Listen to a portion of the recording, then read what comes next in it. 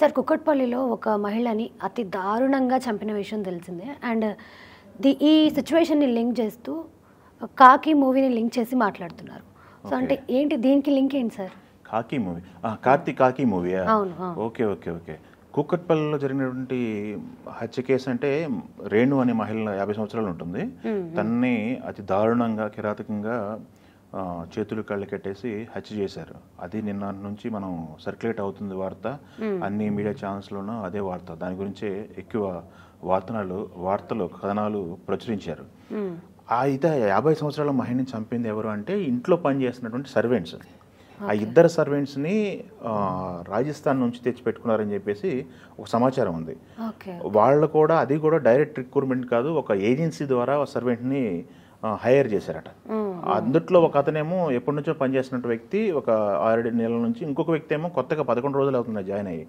వీళ్ళిద్దరూ కలిసి ఆమెను హత్య చేశారు అని చెప్పేసి మాట్లాడుతున్నారు.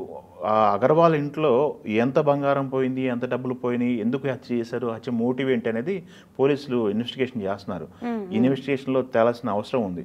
బట్ దీనికి 'కాకి' సినిమాకి లింక్ చేయడం అనేది ఎక్కడా కూడా పొంతన ఉందని నేను అనుకోవట్లేదు. ఎందుకంటే 'కాకి' సినిమా చూసుకుంటే వరుస హత్యలు జరుగుతుంటే వాళ్ళేంది టార్గెట్ చేస్తుంది, ఊరు చివర హైవేకి పక్కన ఉన్నటువంటి నిర్మానుష ప్రదేశాల్లో ఉన్నటువంటి హౌసెస్ని, ఏదైతే దగ్గర కాకుండా దూరంగా ఇల్లు ఉంటాయి కదా, వాటిని టార్గెట్ చేస్తూ అర్ధరాత్రి మాకు వెహికల్ ఆగిపోయిందనో, ఎమర్జెన్సీ అనో డోర్లు కొట్టేసి, ఎవరైనా డోర్ ఓపెన్ చేస్తే బ్రూటల్గా చంపేసి ఇంట్లో ఉన్న మొత్తం దోచుకొని వెళ్ళిపోతూ ఉంటారు.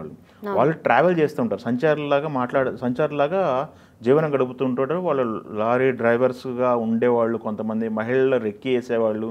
ఇలా ఉంటుంది 'కాకి' సినిమా స్టోరీ అంతా కూడా ఇలా ఉంటుంది. వీళ్ళు సౌత్లో మటర్లు చేస్తూ, నార్త్ నుంచి వచ్చి సౌత్లో మటర్లు చేస్తూ వెళ్ళిపోయేవాళ్ళు.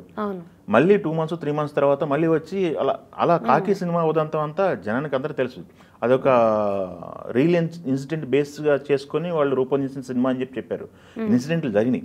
బట్ ఇక్కడ జరిగిన ఇన్సిడెంట్ వేరు.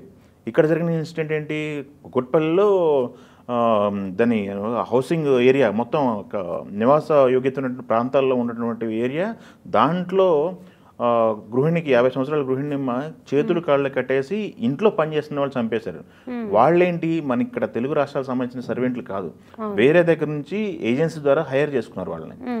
వాళ్ళు కూడా చాలా నమ్మకంగా ఒక వ్యక్తి ఉండి ఇంకొక వ్యక్తి 11 రోజుల తర్వాత యాడ్ అయ్యారన్నారు. గతంలో వీళ్ళిద్దరికి పరిచయం ఉందనేది ఇప్పుడు పోలీసు ఇన్వెస్టిగేషన్లో తేలుతుంది. బట్ వాళ్ళు ఎంత చోరీ చేసుకున్నారంటే, ఇంట్లో అయితే మ్యాక్సిమం ఒక 50 నుంచి ₹1,00,000 వరకు, 50,000 నుంచి ₹1,00,000 వరకు క్యాష్ పెడతామని చెప్పేసి వాళ్ళు ఆమె హస్బెండ్ చెప్తున్నారు. అది కాకుండా ఆమె ఒంటి పైన ఎంత బంగారం ఉందో ఆ బంగారం మాత్రమే పోయిందని చెప్పేసి ఆయన క్లెయిమ్ చేస్తున్నారు. ఎక్కువ బంగారం కూడా పోలేదు. బట్ వాళ్ళ మోటివ్ ఏంటి, ఆమె ఏమన్నా 50 years లేడీ, బట్ ఎందుకు మర్డర్ చేశారనేది, ఎందుకు హత్య చేశారనేది మనం ఇన్వెస్టిగేషన్లో తేలాల్సింది. బట్ ఎవరైనా సరే ఈ ఉదంతం ఏదైతే జరిగిందో దీని ద్వారా నేర్చుకోవాల్సిన విషయం ఏంటంటే, గుడ్డిగా ఎవరిని నమ్మి ఇంట్లో పెట్టుకోకూడదు.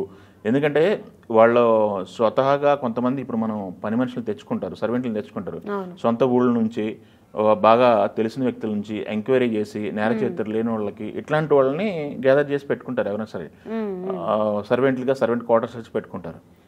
బట్ ఏ ఎంక్వైరీ లేకుండా ఒక ఏజెన్సీని నమ్మి ఇట్లా పెట్టుకోవటం ఎంతవరకు కరెక్ట్ అనేది మనం ఆలోచించాల్సిన పరిస్థితి ఉంది. ఇప్పుడు పక్కింటి వాళ్ళని, పక్కన ఉండే వాళ్ళని, ఎప్పటి నుంచి ఉండే వాళ్ళని నమ్మలేని పరిస్థితి, ఎవరేంటో అని నమ్మలేని పరిస్థితి ఈ రోజుల్లో. అలాంటిది ఒక ఏజెన్సీని గుడ్డిగా నమ్మి సర్వెంట్లు పెట్టుకోవడం అనేది ఎంతవరకు కరెక్ట్ అని ఆలోచించాలి. మరి ఈ ఉదంతం అనేది పోలీస్ ఇన్వెస్టిగేషన్ నడుస్తుంది. వాళ్ళ ఎవరైతే సర్వెంట్లు ఉన్నారో వాళ్ళ లాస్ట్ సీసీ కెమెరాల ద్వారా అబ్జర్వ్ చేస్తే లాస్ట్ మాదాపూర్ వైపు పయనించారంట. వాళ్ళు స్కూటీ వేసుకొని మాదాపూర్ నుంచి వాళ్ళు ట్రాక్ అవ్వాల్సిన పరిస్థితి ఉంది. వాళ్ళ స్వస్థలానికి వెళ్ళారా, ఎక్కడికి వెళ్ళారనేది ఇప్పుడు ఇన్వెస్టిగేషన్ నడుస్తుంది. ఇంకో 2 రోజులు నాకు తెలిసి మ్యాక్సిమం ట్రేస్ అవుతారు, టెక్నాలజీ బాగా పెరిగిపోయింది కాబట్టి.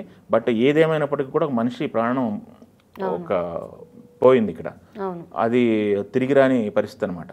సో ఎవరైనా కేర్ఫుల్గా ఉండాలి. ఇళ్లలో సర్వెంట్లు పెట్టుకునేటప్పుడు కానీ, తెలియని వ్యక్తులు ఇంట్లో గుమ్మం లోపలికి రానియాలంటే 1కి 10 సార్లు ఆలోచించాల్సిన పరిస్థితి అయితే ఉంది.